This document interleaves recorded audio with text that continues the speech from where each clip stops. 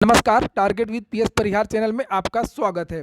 आइए शुरू करते हैं और देख लेते हैं कि आज के समाचार पत्रों में विद्यार्थी जीवन से संबंधित कौन कौन सी सूचनाएं हैं। क्योंकि सुबह का वीडियो काफ़ी बड़ा हो गया था और बहुत सारी जो सूचनाएं वो छूट गई थी, इसलिए ये वीडियो दोबारा बनाया गया।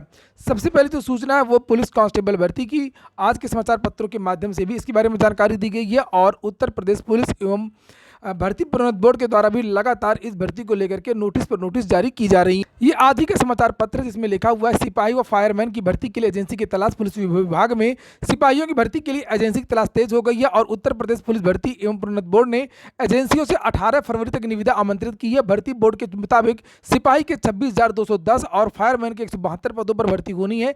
चुनाव प्रक्रिया पूरा होने के बाद भर्ती बोर्ड इसका विज्ञापन जारी कर देगा और जानकारी निकल करके आ रही है कि चुनाव के बाद में ही इसका जो विज्ञापन निकलेगा।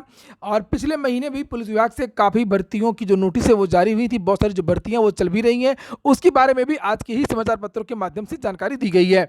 ये देखिए, ये भर्ती निकली हुई है और इसकी लास्ट डेट जो है वो 28 फरवरी है, याद रखिएगा।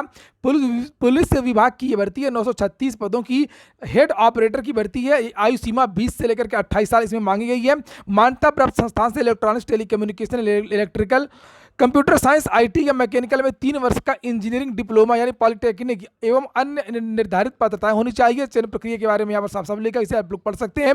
पुलिस भर्ती एवं प्रोन्नत बोर्ड की ऑफिशियल वेबसाइट में चले जाइए, वहां पर नोटिफिकेशन डाउनलोड कर लीजिए। अगर आपके अंदर योग्यता है तो यहाँ पर लिखा हुआ कि 28 फरवरी 2022 के पहले पहले आप लोग आवेदन कर सकते हैं। पता नहीं क्यों शासन ने चुनावी वर्ष में ही सभी भर्तियों को रोक करके रखा था और लास्ट में ही विज्ञापन भी निकाले और बहुत सारे जो विज्ञापन है वो सरकार निकाल भी नहीं पाई। अगर सरकार चाहती तो दरोगा भर्ती का जो विज्ञापन है वो बहुत पहले ही निकालाता और अगर सरकार चाहती तो ये नई जो पुलिस भर्ती है इसका भी विज्ञापन जारी हो जाता। इसी तरीके से बहुत सारी जो भर्तियां, शिक्षक भर्तियां इत्यादि भी रोक दी गई। अगली सूचना एक साथ 2 घोषणाओं की। समाजवादी पार्टी की तरफ से जहां पर भर्तियों के बारे में और छात्रों के बारे में, ज़्यादातर सभी वर्गों के बारे में लगातार ट्वीट पर ट्वीट किया जा रहा है, सभी रैलियों में घोषणाएं की जा रही हैं, वहीं पर अखिलेश यादव आजकल लगातार रैलियों में आर्मी भर्ती की घोषणा कर रहे हैं और आर्मी भर्ती में एज रिलैक्सेशन मिलेगा 2 साल का। यहाँ पर देखिए, ये आज ही का थोड़ी देर पहले का ट्वीट है और ये फेसबुक पोस्ट भी है समाजवादी पार्टी के ट्विटर हैंडल से और फेसबुक से। और यहाँ पर लिखा हुआ कि समाजवादी पार्टी के संकल्प पत्र में 300 यूनिट बिजली फ्री, युवा को नौकरी और हर फसल पर एमएसपी। ये देखिए, यहाँ पर भर्तियों के बारे में लगातार समाजवादी पार्टी की तरफ से सूचनाएं दी जा रही हैं। ये समाचार पत्र है, आज ही के समाचार पत्र है, जिसमें कहा गया है कि फौज में भर्ती की उम्र में छूट दिलाएंगे। तो सोचने वाली बात यह है कि छात्रों की छोटी छोटी बातों को लेकर के भी कितना संवेदनशील है समाजवादी पार्टी, यह सोचने की बात है। वहीं पर पूरे 5 साल विद्यार्थी उम्र सीमा में छूट को लेकर के लगातार संघर्ष करते रहे। दरोगा भर्ती के विद्यार्थी कोर्ट गए, हाई कोर्ट गए, डबल बेंच, सिंगल बेंच और सुप्रीम कोर्ट भी गए। बहुत सारा पैसा भी बर्बाद हुआ और विद्यार्थियों को राहत नहीं मिली, ना कोर्ट के द्वारा राहत मिली और ना ही उत्तर प्रदेश की सरकार के द्वारा राहत मिली। और यही कारण है कि भाजपा सरकार को युवा विरोधी माना जा रहा है। और एज रिलैक्सेशन को लेकर के सबसे ज्यादा जो नुकसान हुआ वो सामान्य वर्ग के विद्यार्थियों को हुआ। उत्तर प्रदेश लोक सेवा आयोग की भर्तियों को लेकर के भी लगातार विद्यार्थी संघर्ष करते रहे और एक भी साल की छूट नहीं दी गई, जबकि बहुत सारे राज्यों में उम्र सीमा में छूट दी गई है। अभी हाल ही में मध्य प्रदेश से पीसीएस का विज्ञापन निकला है, वहां पर उसकी अंतिम तिथि भी बढ़ाई गई है, वहां पर भी छूट दे दी गई है, लेकिन यहां पर छूट नहीं दी जा रही है। और फिलहाल समाजवादी पार्टी ने तो खुल करके घोषणा की है कि सभी भर्तियों में हम 2 साल की जो छूट है वो देंगे कोरोना की वजह से। यहाँ पर देखिए लिखा हुआ है फौज में भर्ती की उम्र में छूट दिलाएंगे। अखिलेश ने युवाओं से कहा कि सपा सरकार बनी तो वह फौज में भर्ती की उम्र में 2 वर्ष की छूट दिलाएंगे। कोरोना काल में स्वास्थ्य व्यवस्थाएं बदहाल हो गई और उपचार न मिलने से लोगों की जानें चली गई। कासगंज में बेहतर स्वास्थ्य सेवा के लिए बड़ा अस्पताल बनाएंगे, ये कल का ही है और आज के समाचार पत्रों में इसकी जानकारी दी गई है।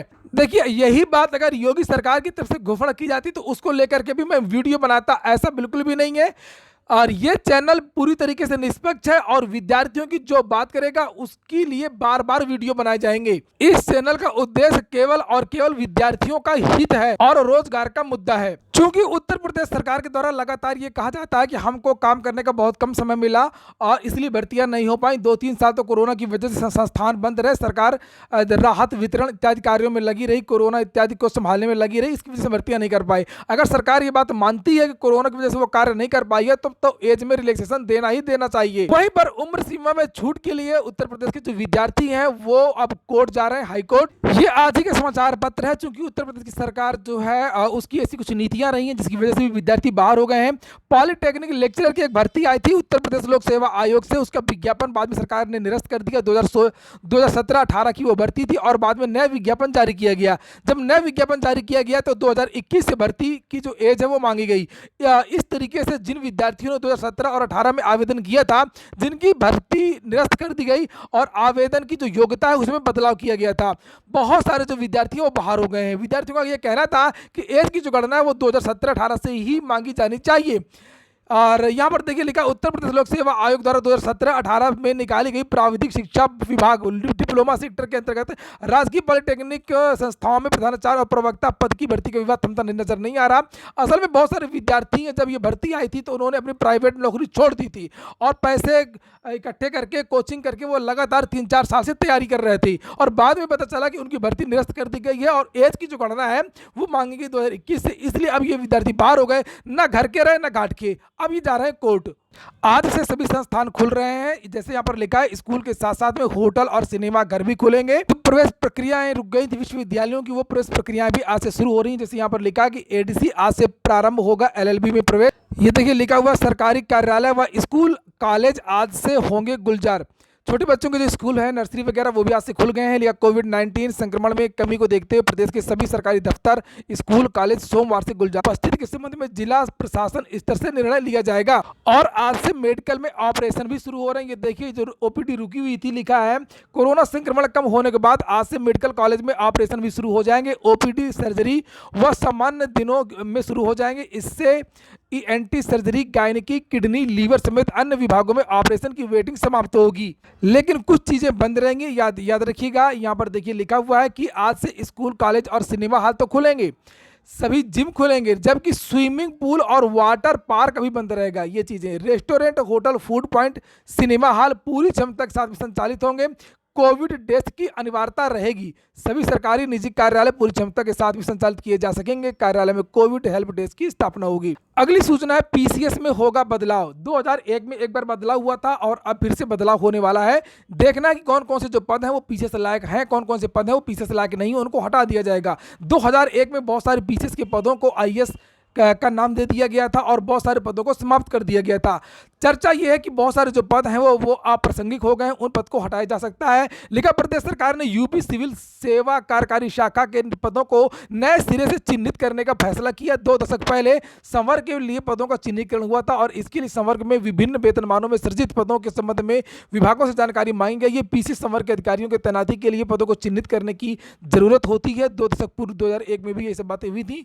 तो देखना कि आखिरकार कौन कौन से जो पद हैं वो हटाए जाएंगे। ये हो गया आज का वीडियो। अगर आपको अच्छा लगा तो लाइक कर दें।